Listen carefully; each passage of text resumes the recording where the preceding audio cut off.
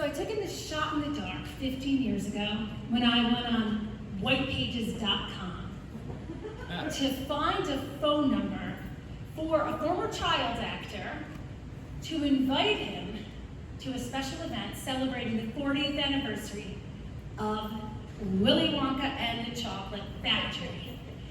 Now, I was only 5 years old when the movie came out, but that movie lasted far longer than an everlasting gobstopper at my house.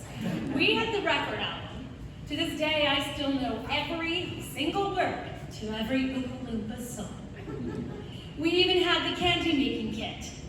We could make our own Wonka bars. We had the molds. We had the Wonka bar wrappers. We even gifted my cousin a Wonka bar for his birthday, and my mom thought she was just so crazy creative because she found a little piece of golden ticket type material inside a bar of dial soap. I had a very pushy sister, have present tense, and her name begins with a V. So behind her back, my brother and I would call her Veruca. And Daddy, I want to Oompa Loompa. So it clearly permeated my childhood. So, of course, this was before the Grandpa Joe controversy. See, I grew up at a time when you could only see it at the movies, but now we've had decades to watch it on video and streaming. So people have noticed that Grandpa Joe, who laid in that bed for 20 years with 3 other people, while his poverty-stricken daughter waited on him hand and foot. But oh, as soon as there was a candy factory tour, he was up and dancing with his cane. Now, I'm not making this up. You can go and Google the Grandpa Joe controversy, and there are dozens of shirts on Google that you can buy. One of them it just has a picture of Grandpa Joe and it says, freeloader. A lot of them just cut right to the chase and say, Grandpa Joe sucks. But living in my world where you only got to see it at the cinema, everything for me was still satisfying and delicious. So, fast forward, I am working at George Eastman Museum. Now, George Eastman Museum is one of the largest film archives in the world, major institution of film preservation, with a 500-seat movie theater on site. So inviting, movie stars and directors to come and be at events was pretty common. So I knew that the actor who had played Charlie Bucket in the original Willy Wonka lived in upstate New York.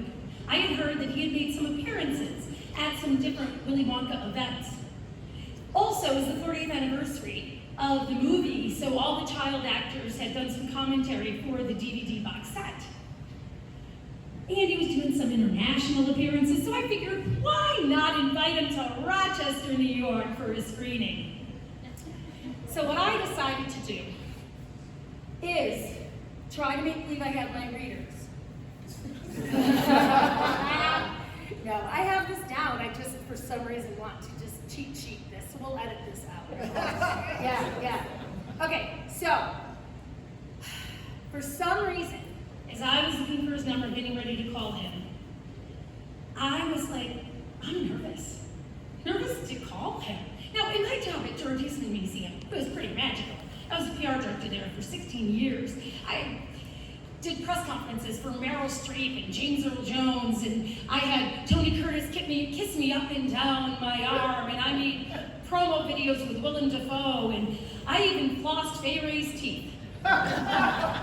The blonde heroine of the movie, King Kong from 1933, when she was 93 years old, she came to introduce King Kong. And I said, okay, Faye, after we had some spinach salads for dinner, it's time to talk to the TV cameras. And she said, I can't talk to TV cameras. I might have spinach in my teeth. And she was quite lovely. But unfortunately, it was dim in the girls' room, so I flossed. So you would think, with all of this, I would be nervous. And also, why should I be nervous? Because he's a regular guy. He's a veterinarian.